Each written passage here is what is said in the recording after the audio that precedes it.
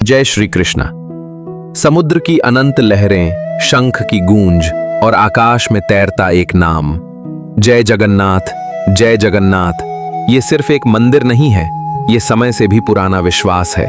ये वो स्थान है जहां भगवान राजा नहीं, भक्त बनकर आते हैं। आज की ये कथा है 4 धामों में से एक जगन्नाथपुरी मंदिर की।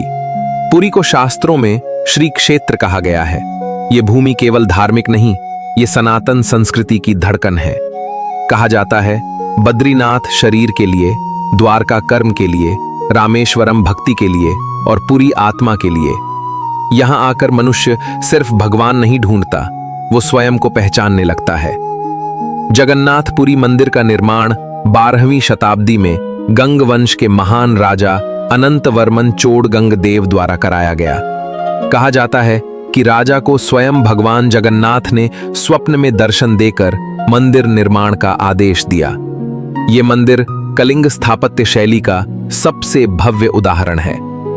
लगभग 800 वर्षों से अधिक समय से ये मंदिर अडिग खड़ा है, आक्रमणों, तूफानों और समय के सामने।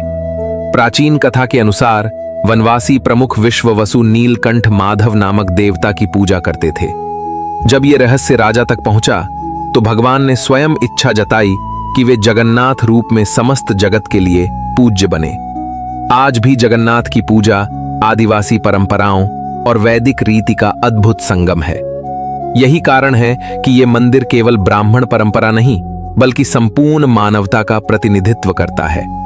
भगवान जगन्नाथ, बलभद्र और सुभद्रा की लकड़ी की मूर्तियां अधूरी हैं, लेकिन ये अधूरापन कमजोरी नहीं, दर्शन है।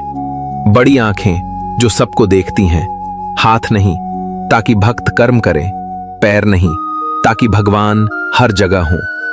मैं तुम्हारा भार नहीं उठाऊंगा, पर तुम्हें कभी अकेला भी नहीं छोड़ूंगा। जगन्नाथपुरी मंदिर लगभग 214 फीट ऊंचा है। इसका मुख्य शिखर श्री जगन्नाथ ध्वज से सुसज्जित है, जो प्रतिदिन बदला जाता है। ध्वज हमेशा हवा की विपरीत दिशा में लहराता है। मंदिर की छाया दिन में किसी भी समय जमीन पर नहीं पड़ती। सिंहद्वार से मंदिर देखने पर शिखर दिखाई देता है, लेकिन अंदर जाते ही शिखर अदृश्य हो जाता है। ये केवल वास्तुकला नहीं, ये आध्यात्मिक गणित है। मंदिर के अंदर समुद्र की आवाज सुनाई नहीं देती, लेकिन जैसे ही आप बाहर आते हैं, लहरों की गूंज फिर से जीवित हो जाती है। ये हमें सिखाता है ईश्वर के चरणों में संसार अपने आप शांत हो जाता है। रथ यात्रा हजारों वर्षों से चली आ रही है। 3 विशाल रथ, नंदी घोष, तालध्वज और दर्पदलन। यहां भगवान मंदिर की दीवारें तोड़कर सड़क पर उतर आते हैं। यह संदेश है, मैं केवल मंदिरों में नहीं, तुम्हारे जीवन की सड़कों पर भी हूं। जगन्नाथपुरी की रसोई दुनिया की सबसे बड़ी सात्विक रसोई मानी जाती है। मिट्टी के बर्तनों में लकड़ी की अग्नि पर भोजन बनता है, और आश्चर्य की बात, भोजन कभी कम नहीं पड़ता। जहां अहंकार नहीं होता, वहां कृपा कभी कम नहीं होती।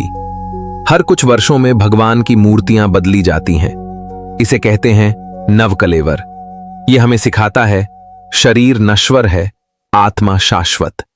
भगवान स्वयं परिवर्तन का उपदेश देते हैं। अधूरापन भी सुंदर हो सकता है। सेवा सबसे बड़ी भक्ति है।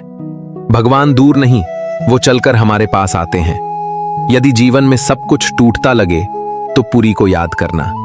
यदि रास्ता न दिखे तो जगन्नाथ को पुकारना, क्योंकि एक अधूरी मूर्ति हमें पूरा जीवन जीना सिखाती है। भगवान जगन्नाथ आपके जीवन के रथ हैं और विश्वास उसकी रस्सी। रस्सी पकड़िए और स्वयं को प्रभु को सौंप दीजिए। जय जगन्नाथ, जय जगन्नाथ, जय जगन्नाथ।